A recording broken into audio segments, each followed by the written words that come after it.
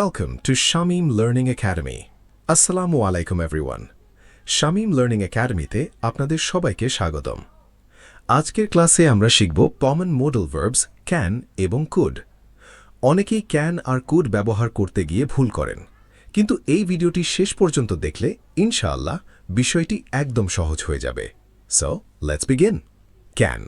প্রথমে আমরা শিখব ক্যান। ক্যান মানে হলো পারা, অর্থাৎ বর্তমান সময়ে কোনো কাজ করার সামর্থ্য বা অ্যাবিলিটি বোঝাতে ক্যান ব্যবহার করা হয়। এবার সেন্টেন্স প্যাটার্ন দেখে নিই।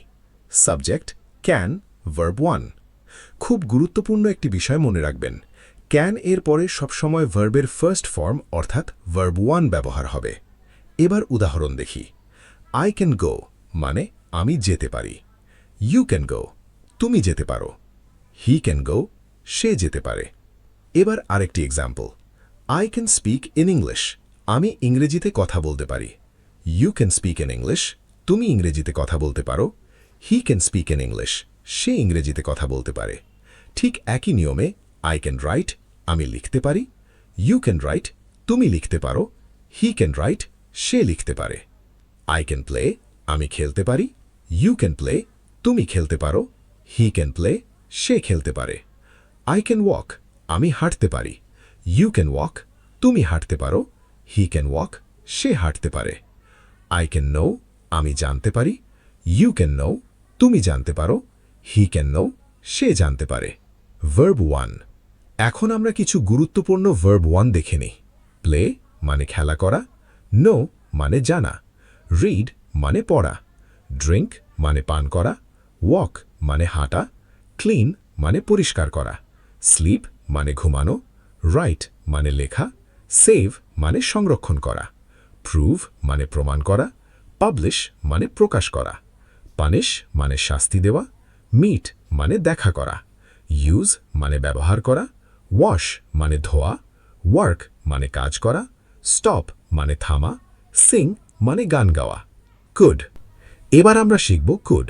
কুড মানে পারতাম, পারতে অথবা পারত, অর্থাৎ অতীতে কোনো কাজ করার সক্ষমতা বোঝাতে কুড ব্যবহার করা হয়।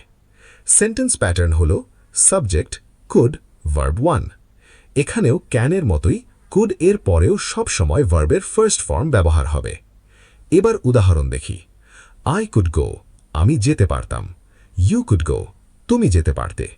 হি কুড গো সে যেতে পারত। I could speak in English আমি ইংরেজিতে কথা বলতে পারতাম। You could speak in English তুমি ইংরেজিতে কথা বলতে পারতে। আই কুড রাইট আমি লিখতে পারতাম। ইউ কুড রাইট তুমি লিখতে পারতে। হি কুড রাইট সে লিখতে পারত। আই কুড সিং আমি গান গাইতে পারতাম। ইউ কুড সিং তুমি গান গাইতে পারতে। হি কুড সিং সে গান গাইতে পারত। ফরমেশন। এখন আমরা খুব সহজভাবে 5 ধরনের সেন্টেন্স দেখে নিই। অ্যাফার্মেটিভ অর্থাৎ হ্যাঁ বোধক বাক্য। নেগেটিভ অর্থাৎ না বোধক বাক্য। ইন্টারোগেটিভ অর্থাৎ প্রশ্নবোধক বাক্য। নেগেটিভ ইন্টারোগেটিভ অর্থাৎ না বোধক প্রশ্ন এবং WH কোয়েশ্চেন। ক্যান এবং কুড দুটোর ক্ষেত্রেই একই নিয়ম প্রযোজ্য হবে, শুধু ক্যানের জায়গায় কুড বসিয়ে দিলেই হবে। Self practice. এখন আপনার পালা। স্ক্রিনে দেওয়া সেন্টেন্সগুলো নিজে নিজে প্র্যাকটিস করুন। যত বেশি প্র্যাকটিস করবেন তত দ্রুত ইংরেজিতে কথা বলতে পারবেন। এন্ডিং। আজকের ক্লাস এখানেই শেষ। ভিডিওটি যদি আপনার ভালো লেগে থাকে তাহলে অবশ্যই লাইক, কমেন্ট এবং শেয়ার করবেন। আর প্রতিদিন সহজভাবে ইংরেজি শিখতে ফলো করুন Shamim learning academy. Thanks for watching. See you in the next class. আল্লাহ হাফেজ।